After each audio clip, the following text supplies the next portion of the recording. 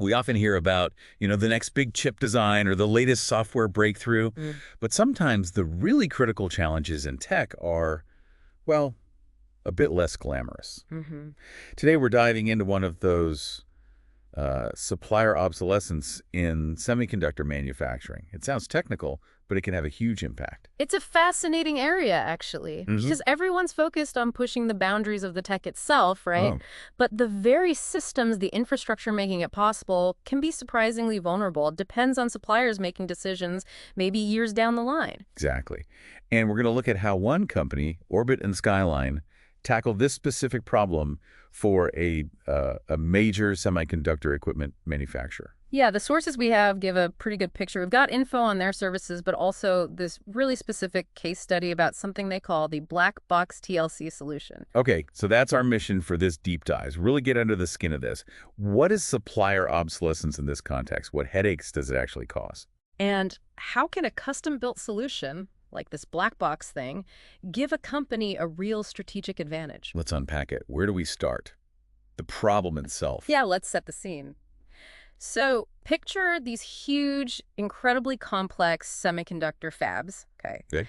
They run on this network of super specialized equipment, and lots of that gear uses critical bits and pieces from third-party suppliers. Makes sense. Now, what happens if one of those suppliers just decides, okay, we're not making this part anymore, maybe a specific temperature limit controller, for instance? Ah, okay. So that's it. That's supplier obsolescence. In a nutshell, yeah. Yeah. Suddenly, a vital component is just gone. And I guess it's not as simple as just grabbing another one off the shelf.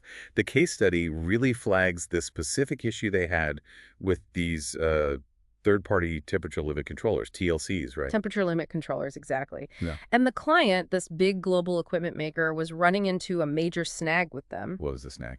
Well, these weren't just generic parts. They often came with what the case study calls firmware locks. Firmware locks. Okay, what does that mean practically? It means the client, the equipment manufacturer, couldn't modify or customize the controller's software at all. It was locked down. Ah, I see. So that sounds like a real bottleneck. It really was. So when these controllers inevitably became obsolete or maybe just malfunctioned, Which happened. exactly, the client faced, serious supply chain disruptions. But maybe more importantly, because they couldn't customize that firmware, they couldn't easily tweak the controllers for their specific, often unique processes, or even just integrate them smoothly into critical tools like, say, deposition and etching systems. Right. So that inflexibility must have caused delays. Huge delays, service delays, maintenance headaches, and in semiconductor manufacturing, that kind of downtime is incredibly expensive. Yeah. Lost production, missed targets. It adds up fast. Okay, so that sets up the need, and this is where Orbit and Skyline step in with their Blackbox TLC solution. The name Blackbox sounds intriguing. What's that about? Does it mean it's secret, or? No, not quite secret. In this engineering context, black box basically means it's a self-contained unit. It's designed to be a plug-compatible replacement. Ah, okay. Like a direct swap. Exactly. A drop-in solution. Oh. Orbit and Skyline essentially designed and built their own temperature limit controller totally from scratch to replace the obsolete ones. So they didn't just find an alternative supplier, they built their own. That's the core of the solution. Yeah. And their specific services were key here. Things like embedded hardware design, firmware development, obviously, and what they call obsolescence mitigation and safety solutions. It all came together for this. And the case study mentions the actual hardware bits, right? A custom temp controller, Yep. firmware built from scratch, which gets around that whole locking issue. Right. Crucial point. The safety interlock, and even a testing setup. So they really did engineer the whole thing, soup to nuts. They absolutely did. It sounds like a very thorough approach. Yeah, the documentation goes into the development process quite a bit. It wasn't just, slapping components together. They started with something called requirements engineering. Which sounds like just figuring out what's needed, but it seems more involved here. It does. It emphasizes collaborating really closely with the customer, nailing down the specifics. Like what, exactly? Things like input-output mapping, how it talks to other systems, the specific protocols for the sensors it interfaces with, how it should react if there's a fault, control thresholds, all that detailed stuff. Okay, so really getting into the weeds. Yeah.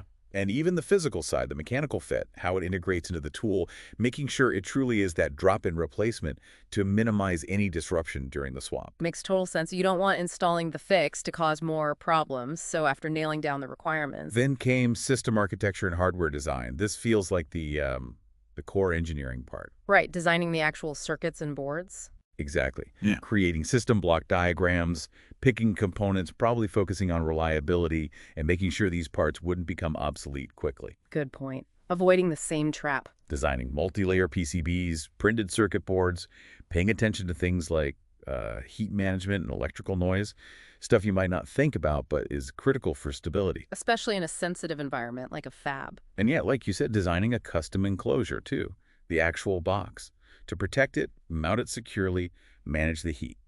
Okay, so the hardware is designed, then the firmware, which seems like the real game changer here after those locked systems. Totally.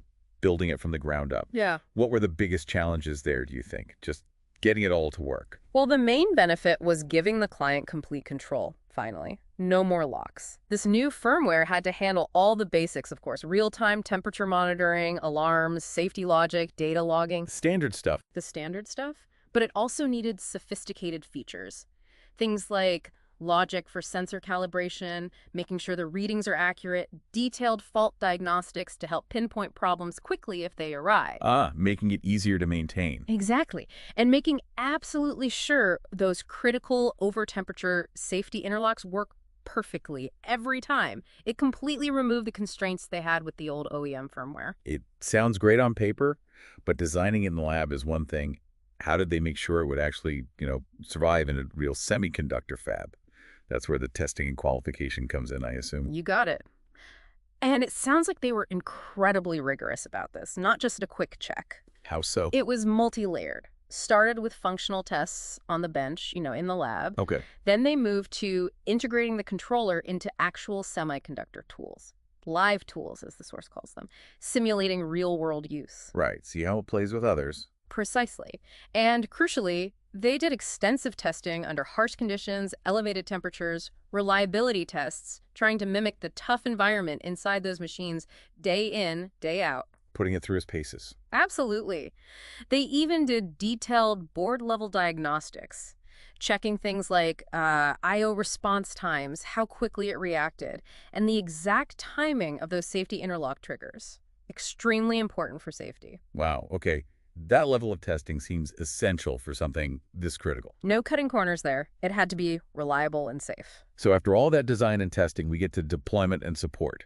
It wasn't just a case of boxing them up and shipping them out. Doesn't sound like it. They produced pilot units first with the fully tested firmware preloaded, making them genuinely plug and play for the client to try out. Smart. Less risk for the client. Yeah.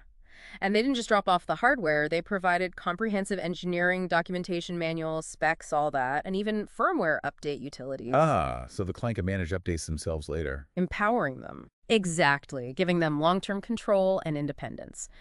The case study also mentions an execution roadmap, briefly, which kind of summarizes the whole journey. What did that cover? Started with that deep requirement gathering, including, interestingly, reverse engineering the old controllers to fully grasp their function. Okay, taking the old ones apart. Then the design and development, stressing the in-house control Orbit and Skyline had. Then the testing and validation, mimicking real tool conditions, and finally deploying those pilot units for evaluation. A very structured process. Yeah. So after all that effort, this rigorous testing, what were the actual results? Did it work? What was the impact for the client? That's the bottom line, isn't it? And the results sound pretty significant. First off, they got what's called an obsolescence-proof design. Meaning, by building their own, they completely cut ties with that unreliable third-party supplier. Boom. Risk of future disruption from that source gone. Okay, that's huge. What else? Second, a fully customizable controller. Because they controlled the firmware now, they could tweak it, adapt it for new processes, future needs. Total flexibility, something impossible before. Right. Unlock potential. Third, all that testing paid off. High reliability under load. It proved the controller could handle the tough operating conditions reliably. Peace of mind, basically. Definitely. And finally, because it was designed as that black box solution, a direct replacement, it meant faster time to integration. less downtime when swapping out the old controllers. Okay, so let's quickly recap the wins for the client. They got a dedicated controller for their critical processes. Yep. Complete control over the firmware. Mm-hmm. Proven reliability under stress. Right. Seamless integration into their existing big-ticket tools like etchers and deposition systems. Crucial. And they seriously reduce their dependence on the original supplier for this key part. That's a substantial list of benefits, yeah. It really is. This case really drives home how tackling what seems like a small dependency, a temperature controller, can actually have a massive strategic impact. Absolutely. On reliability, flexibility, just your overall position in a super competitive field like semiconductors. It shows the value of custom engineering, solving your own problems. It really makes you think, doesn't it? You start wondering what other small, maybe overlooked dependencies might be creating hidden risks in any complex system, really, in our own field. It's a great question, that hidden vulnerability. And it's worth noting, beyond just this specific TLC solution, Orbit and Skyline seem to cover a lot of ground in the semiconductor space. The sources mention things like equipment engineering, process engineering, even material supply. Yeah, tool hookup, VLSI design, OEM solutions, software, legacy tool management, supply chain, field engineering. Quite a broad range. So they touch a lot of different aspects. Seems that way. And for listeners who find this kind of problem-solving interesting, Orbit and Skyline likely has more resources. Check out their blog. Maybe they have podcasts or webinars, other case studies. Right. More insights there, probably. Yeah, you could probably get a deeper dive into their methods and the types of challenges they handle. And if you're thinking this might apply to your own organization, the contact listed is hello@orbitskyline.com for sales and partnerships. Good to know. And you can probably find links to those resources on their website, too. I'd imagine so. So maybe something to chew on as you go about your day. What other seemingly minor cogs in the machine might actually be holding things back or creating unseen risks in the complex systems we all rely on? Definitely worth pondering.